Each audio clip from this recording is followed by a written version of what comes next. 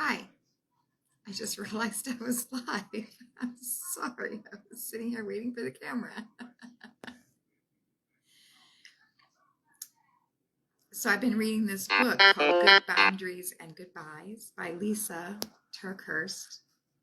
And it's wonderful so far what I've read, and I wanted to share some information from it with you. In this book, she says boundaries protect the right kind of love and help prevent dysfunction from destroying that love. And that's actually what boundaries are. They're not meant for punishment. They're not meant for the other person. They're actually meant to protect you and keep you healthy so that your relationships can be healthy. And she talks about these two extremes of relationships or two extremes of behaviors when it comes to boundaries. She talks about, and you can decide if you're one of these people or if you fall somewhere in the middle. If you fall somewhere in the middle, it's very likely that your boundaries are pretty healthy. So for the one extreme, there are two extremes, okay? So one side and the other, and then there's the middle. The middle, like I said, is where you're healthy.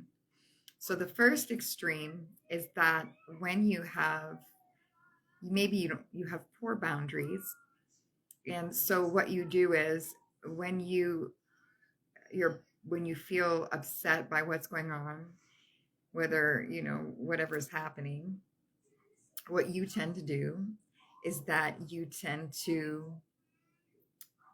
think about the other person, what they did, and then minimize what they've done and discredit your own feelings in order to feel at peace with the situation. Or in the other extreme, you just blame everything on the other person and take no responsibility at all for what happens. So those are the two extremes of unhealthy boundaries. So do you fall into one of those categories, or are you somewhere in the middle?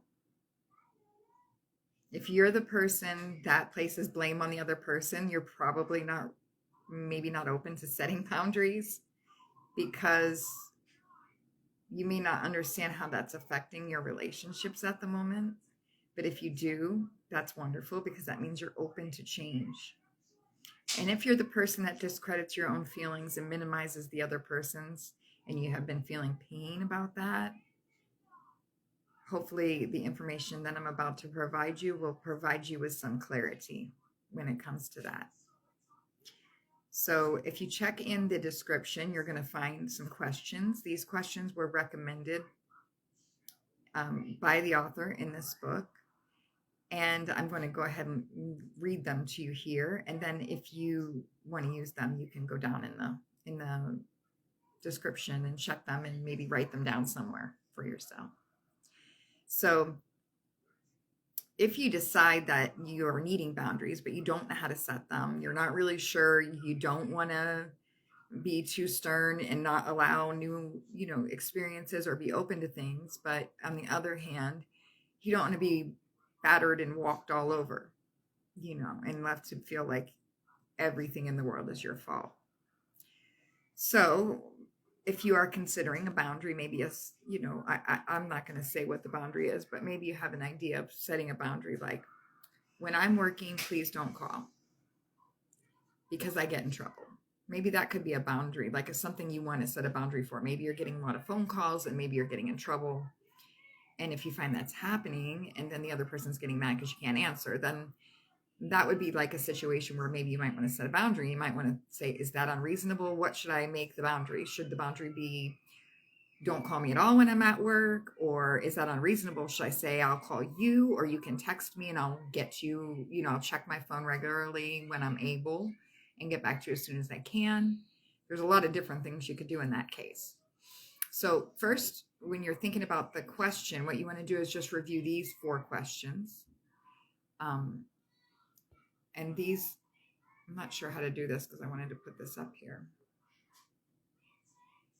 The 4 questions that you want to ask when you're deciding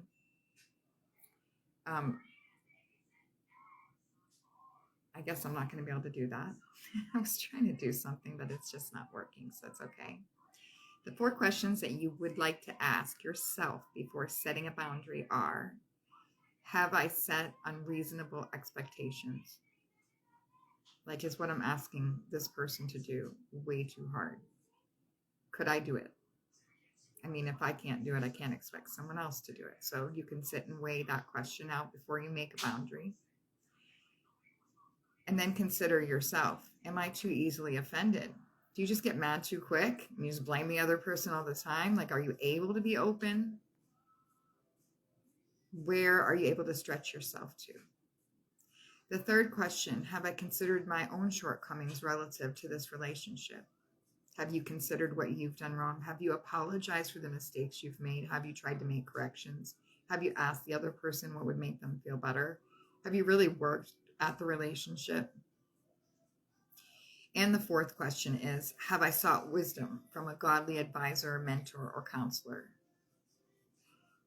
And I'm not talking about have you sought advice so you can complain, but have you actually sought advice to explain the situation as you can see it with your eyes from both sides, and asked for help from someone else who can take a look at from the outside what's going on? Those are the questions. So anytime you want to set a boundary, you can go back and look at this list of questions. And if you have any that you think would be good suggestions to add to it, then go ahead and add that.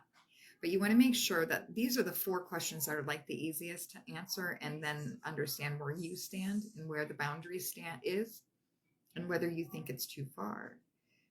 So just like with anything, you're going to test it. If you set a boundary and it's not working out and there's something wrong, then there's room for growth in the relationship, because there's room to ask about it. Like, is it too difficult for you? Why is it too difficult?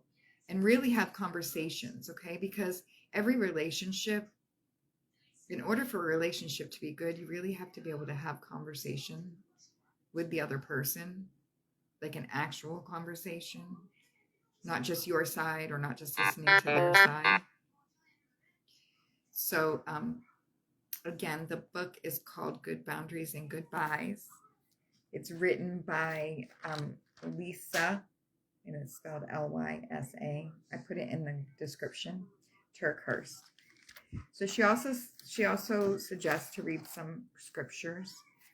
I'm not going to necessarily, I'll tell you the scriptures. They're John 13:34 and 1 Corinthians 13, 4 through 7. So the 1 Corinthians, just to summarize that, it's in the Bible, it tells you, which amazed me because I actually hadn't heard this before. Well, I heard it before once, and I did read it at one time when I heard it. But the Bible has a definition of what love is, and it actually includes boundaries. So if you go check that out, that's 1 Corinthians 13, 4 through 7. You want to go just look at it, because you'll be surprised. It's like very descriptive of what love is and what love isn't. And that might help you too. And the other one is John 13:34. And that also describes, this just more like a statement, that one. The 1 Corinthians one is actually super helpful. If you consider like how long ago, obviously, it was probably written, that God actually put in the Bible something to let you know what boundaries are respectable to yourself, to keep yourself and the people you're having relationships with healthy. So I encourage you to check it out. I encourage you to use the questions, and go and get the book. It's available on Audible. I'm not sure how many chapters there are, but after each chapter, there are exercises that you can do that can help open up your mind to the possibilities of what might be going on in your life. And hopefully it helps you out. I hope you guys have a great weekend. See you again soon. Bye. Love and light.